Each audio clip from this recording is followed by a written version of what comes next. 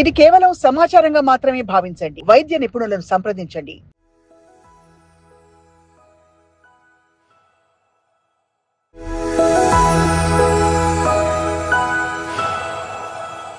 But పొద్దున్న లేవగానే explain చేయలేని ఫెటీగ్, నొప్పులు, బోన్లో నొప్పులు, అంటే షోల్డర్లో సడన్గా బోన్ నెప్పెడుతుంది, లేదు ఇంకేదో పట్టేసింది, ఇవన్నీ ఎందుకు అవుతాయి doctor Adarsh? So when you have a vague pain in the body అండి, అంటే ఎగ్జాక్ట్గా పిన్ పాయింట్ చేయలేకపోతున్నాం, ఎక్కడో పెయిన్ వస్తుంది బాడీలో, ఇక్కడ వేగ్గా ఉంటే యూజువల్గా అది విటమిన్ డి డెఫిషియన్సీ వల్ల అయి ఉండొచ్చు.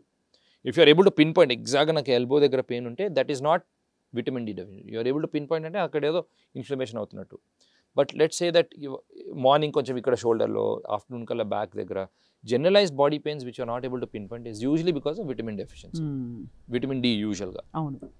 సో ఆ vitamin D deficiency by default ఉందని అనుకోవాలా? దాన్ని ఎక్కువ తీసేసుకుంటే టాక్సిసిటీ ఏమైనా వస్తుందా? ఏదైనా ఎక్స్ట్రా తీసుకుంటే ఇట్స్ నాట్ గుడ్ అండి. Nothing in extremes is good.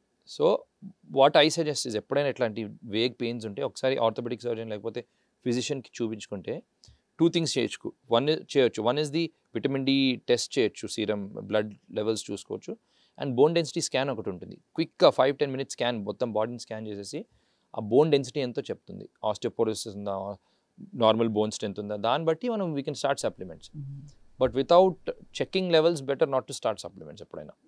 So ఈ లెవెల్స్ అని చెక్ చేసుకుని దాన్ని బట్టి, ఇప్పుడు for example very very low ఉంది అనుకోండి, చాలా సివియర్లీ డెఫిషియెంట్ అంటే 60,000 యూనిట్స్ ఒక ఉంటుంది, మీరు వింటారు, capsules and sashes, Uprise D3 లాగా. So these are weekly 1 tablet. Let's say moderately deficient ఉంది అనుకోండి, you give a much smaller dose అట్లా అనమాట. So better to check your baseline levels, then take the supplements. Doctor Adarsh, ఒక విచిత్ర question, vitamin D3 deficiency ఉంటూ excess levels of calcium ఉండొచ్చా? ఉండొచ్చండి. So that's a good question. ఎందుకంటే చాలా మందికి విటమిన్ డి అంటే ఏంటో తెలియదు. How does vitamin D help?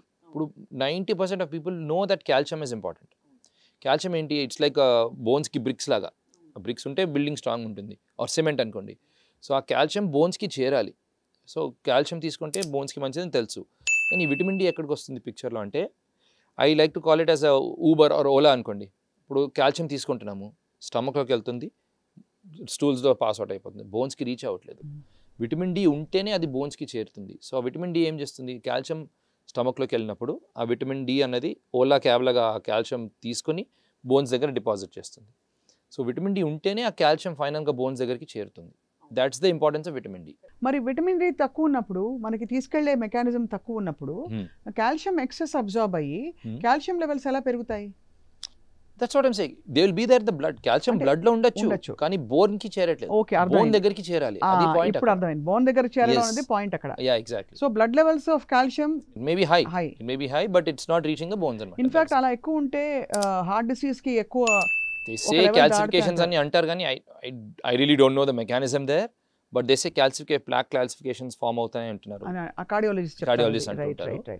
And kidney stones అవన్నీ కూడా ఫామ్ అవ్వచ్చు because of excess calcium and in the blood. So vitamin D and calcium together is important.